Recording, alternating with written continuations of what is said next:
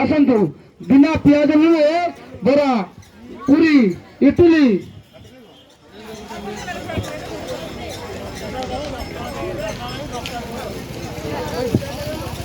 ଇଆଡ଼େ ଆସନ୍ତୁ ମୋ ପ୍ରିୟ ଶ୍ରଦ୍ଧାଳୁ ଭାଇମାନେ ମୋ ଭକ୍ତ ବନ୍ଧୁମାନେ ଏଠାରେ ବିନା ପିଆଜ ରସୁଣରେ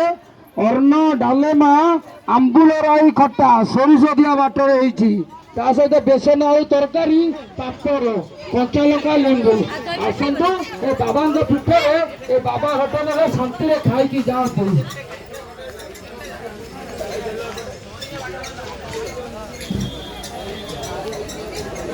ଜଳଖିଆ ରେଡି ହେଇଛି